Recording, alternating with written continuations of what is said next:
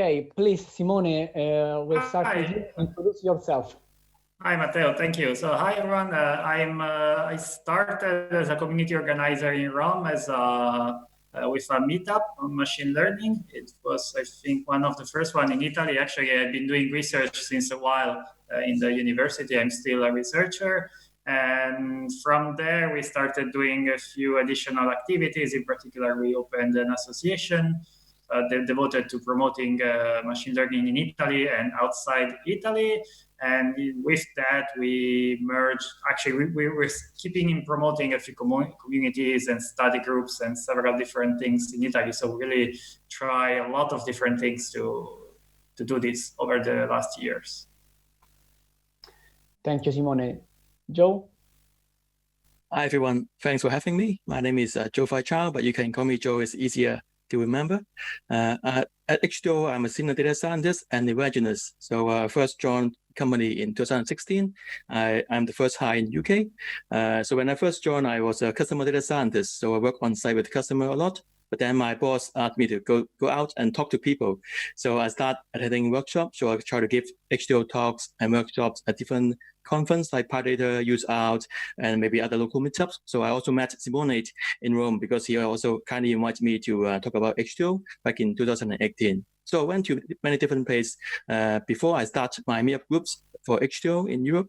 So overall, worldwide, we have about 89 meetup groups for H2O. It's called H2O AI and Machine Learning meetup groups.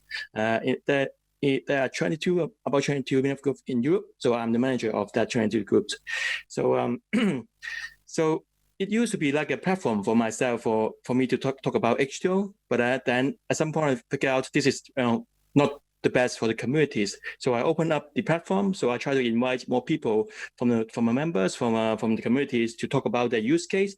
So we try to open it up to everyone with interesting AI or ML use case.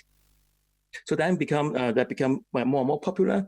So my group in London now is now one of the biggest in H2O meetup. So we have about 11,000 members now, and then we also have meetups in Amsterdam, Munich, Paris, Madrid, and many more places. Okay, thank you. So let's go deep to the question I prepared for you. We'll start with Jo. So in your opinion, what is the effect on machine and deep learning community should have, and which field should be influenced by the impact? And how do you manage the achieve this kind of effect in your community? How do you manage this? Yeah, so first of all, I guess the goal or the objective doesn't really change much due to these COVID-19 situations. We should be open to everyone who are interested in AI and ML. So there could be a mix of data science, professional, students, or business people from different backgrounds. So we try to keep that now without other changes.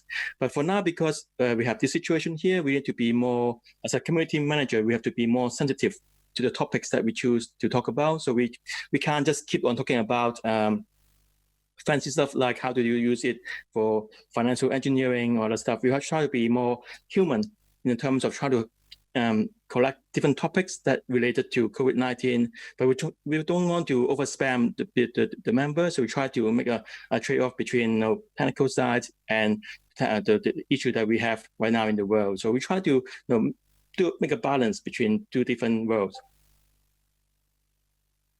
Okay, thank you. Simone, what do you think?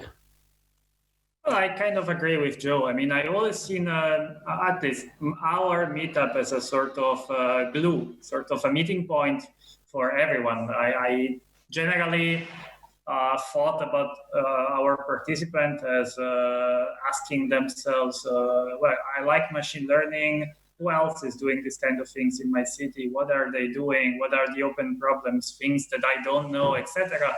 And meetups are like the one stop where you can go and you always meet nice people and see nice things and maybe find something that you never heard about. For example, legal problems or legal applications of this kind of technology. So there's sort of a nexus, a hub where everyone can meet each other. Okay.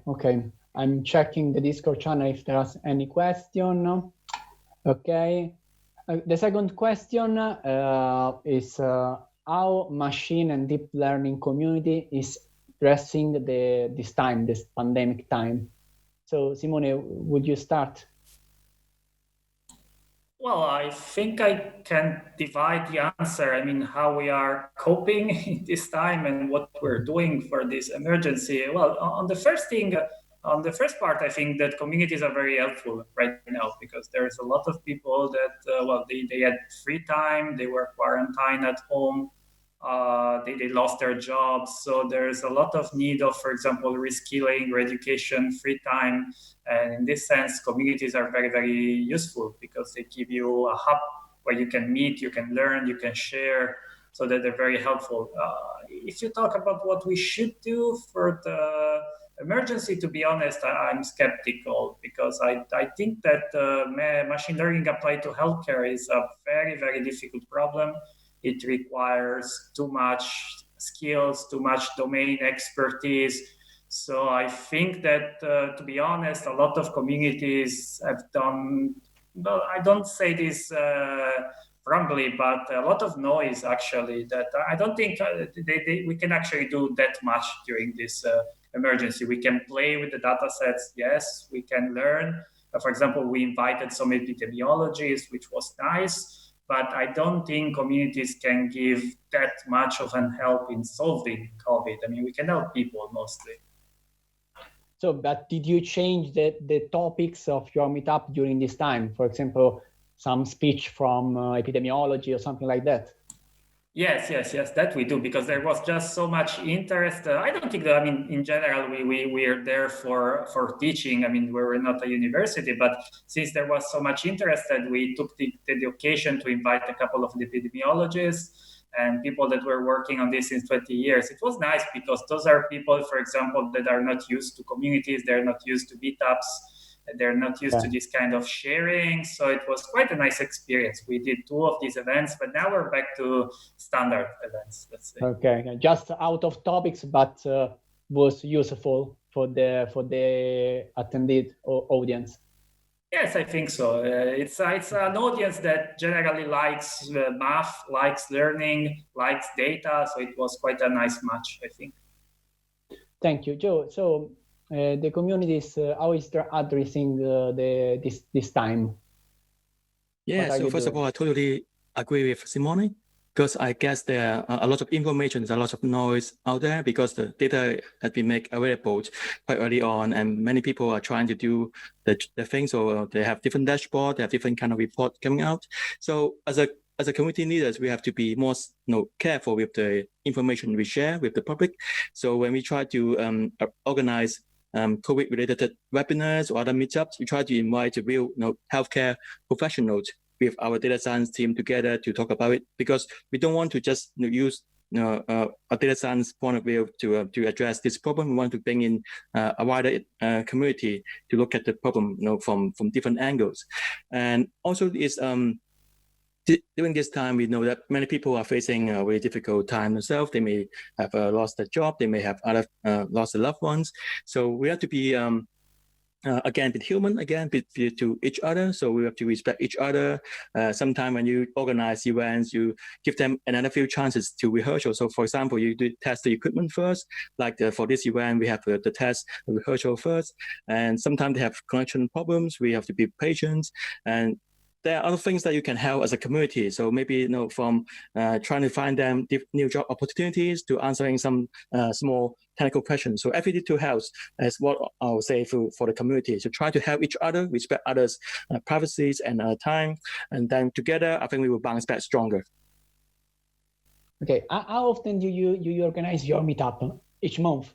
Yeah, so we have been more active in the digital events since March, because our last physical event was back in February, and then we've been say for every week we try to have one event in either in US or in Asia or in Europe time zone. So that's how to try to engage with the community without trying to spam them a lot of message. So we don't want to give them like weekly webinar on the same thing, but we try to do it in different time zone and try to give them some space to some time to digest the information. So for each region, I would say maybe twice a month. Okay. When your community were born, Joe, and why? And over time, your purpose has changed or still the same? So in the long term, I guess when things are back to kind of normal, when we are ready to travel again, I guess we will do a hybrid kind of event. So for example, we will still try to do digital first because I think it's safer and more convenient for most people because kind of we got used to this mode already. But when we try to do physical events, we try to make sure that we have live stream available for people who don't want to travel to the physical event. So we need to do a bit of both in the long term. So digital first, and then a bit of hybrid for the physical events. Okay. Same question for you. When your community was born, why? And over this time, your purpose, your goal has changed or still same? Well, I think I'm talking about maybe a few years. I mean, we've been doing quite a lot of events. The why was that I was already doing some talk around, and I was meeting people from some startups, some universities. Everybody was asking me, who else is doing this? Who else is doing machine learning? Where can I find, for example, where can I hire someone, etc. So we decided we needed a hub where this could happen. So that was nice. And I think it changed a little bit because in the beginning we had this vision of a hub, very, very big hub where everybody could come. And in particular, I wanted to talk a lot about, for example, the ethical and this kind of social impacts of these machine learning technologies. But then our meetups are mostly attended by technical people, I'd say. So we focused a little bit more on the technical side. We had a lot of programming things and the talk devoted just to technology like H2O. So in a sense, we kind of narrow it down a little bit, and now we're trying to exit from there and re-enlarging it to welcome more people. Because honestly, the reason I love these technologies is that they're really pervasive. They're everywhere, so everyone can become interested in them and needs to learn something. Lawyers, politicians, sociologists, not just technical people. But in that sense, I think for the moment as a community, we're not failing, but we're not reaching that objective. Okay, Simone. I have one question from the Discord for both of you. We'll start with Joe. How do you join to this community, in this case, your community? And there are some pre-requirement, I think technical requirement to join. I don't think so because I have community too. So Joe, please. Yeah, so when I first started with the communities, I see myself, I've been benefiting from the other communities in London. So that's how I try to get into this data science field and try to understand what people doing in this field. So when I have the opportunity to create my own group, I want to do the same for the community. So I want to open it up to people just come here and listening to what people are doing with AI, because sometimes it's just like difficult for people outside the field to understand what we are trying to achieve. So there's a good balance between beginners topics, some use case, and more advanced topics. So I guess to enter the community, there's no requirement, so you can just go with any background. But to actually get involved, maybe to give a talk, then you actually have to study a field or do some research, maybe do your own project. So, and then when you have some kind of understanding of how AI and ML works, then you can try to approach the meetup organizer and say, I have this interesting project, can I talk about it? And that's how you try to promote yourself using this as a platform for your technical projects. Yeah, Joe, sorry, but for example, if I want to join your community, just going through your website and register, something like that. Okay.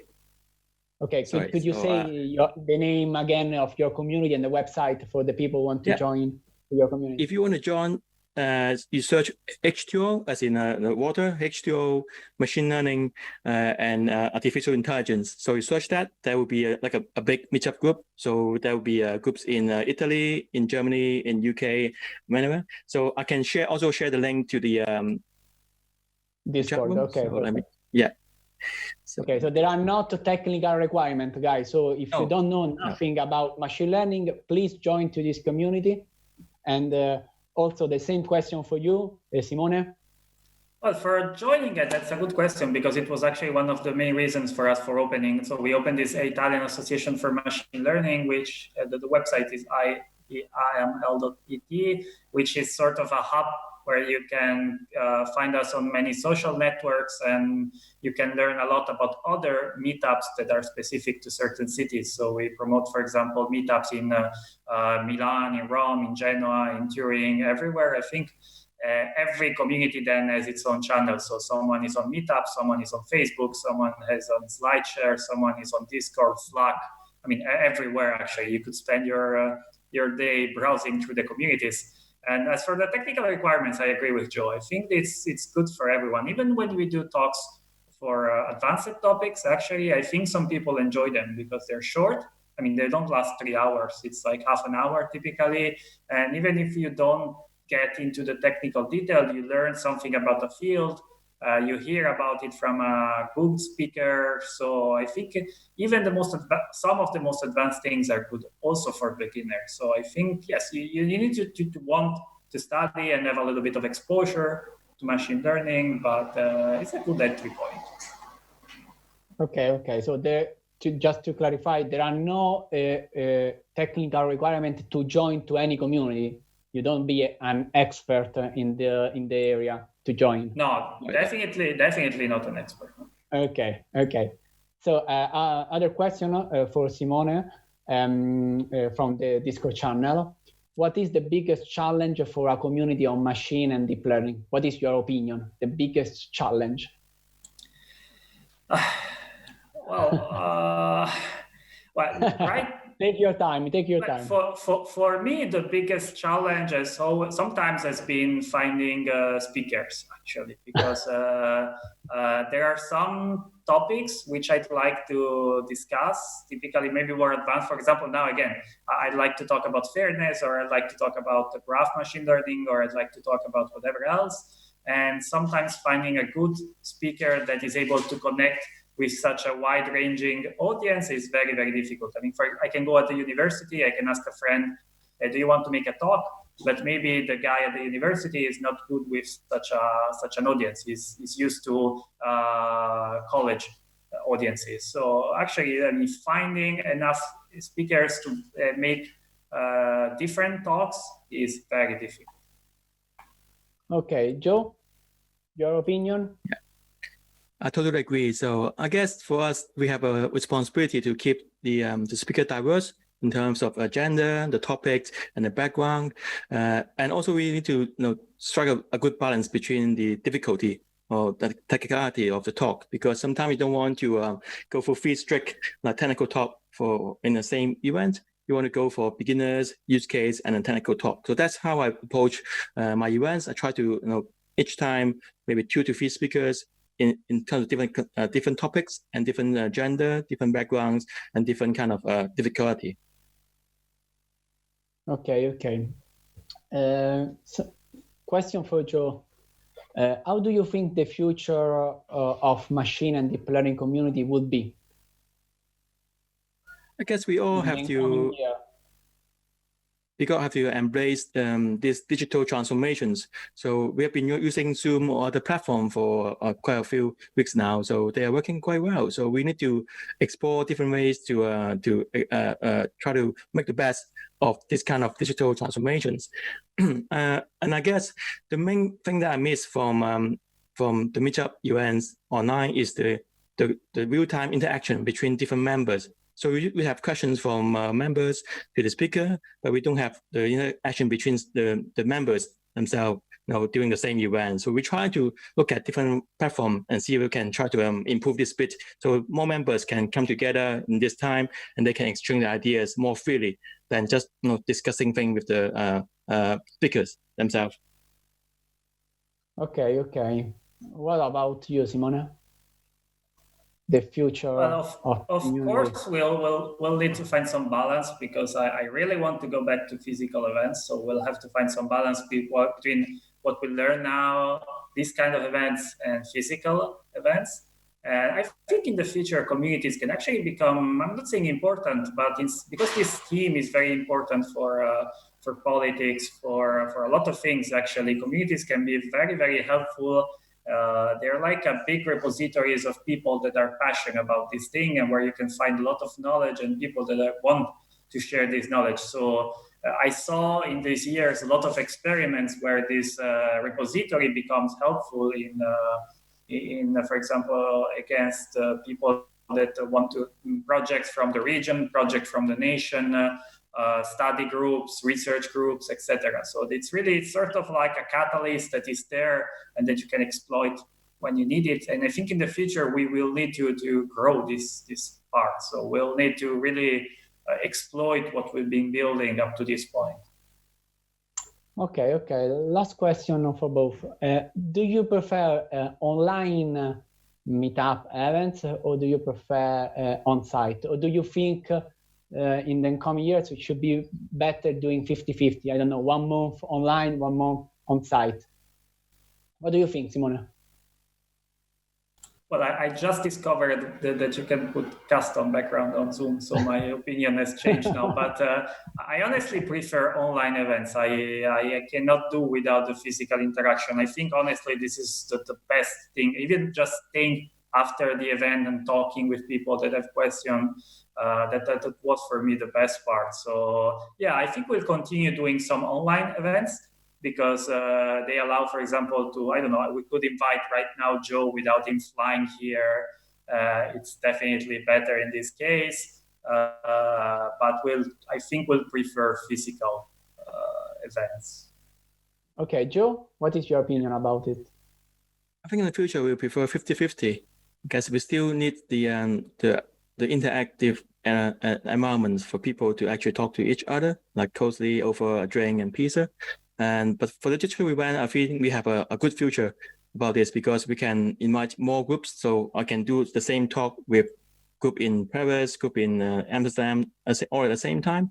And that's also helping us to reach to a much wider, much bigger audience in the same sort of time. So, but physical events are also important, but we don't know when we can get back to it first. But for me, 50-50 is the answer. So, okay. So the future is 50-50. I have a last question, because I'm organized as well meetup, and usually, I don't know your opinion, we focus on more or less the same topics.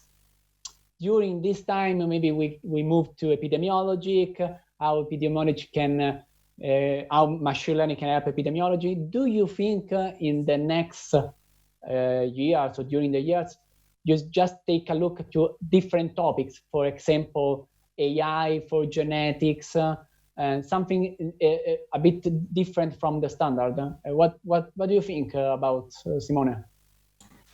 Well, in a small part, I think it really depends on the organizers, because in the end, a lot of speakers are invited directly from us. So, for example, our meetup has talked about some specific topics a little bit more. For example, Joe was invited here because my co-organizer was a lover of H2O.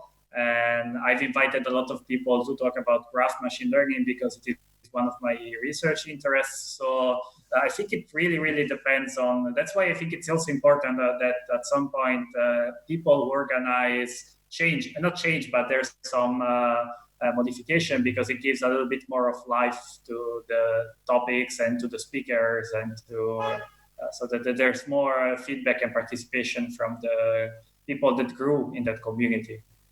Okay. And you, Joe? Yeah, so before this pandemic, I usually have a list of speakers.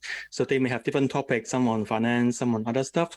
And what I would do is that I would send out email to my members and say, would you like to hear from financial sector? Do you want to hear from something else? I ask them first, and I try to arrange, the good speaker with the same topic into one event. So we have a themed event for every month. So in that case, we kind of give the control or freedom back to the community and let them decide what they really want to hear. And that's been working really well for my meetup groups. Okay, thank you, guys. So I think we are finished this panel. There are no other questions from the Discord.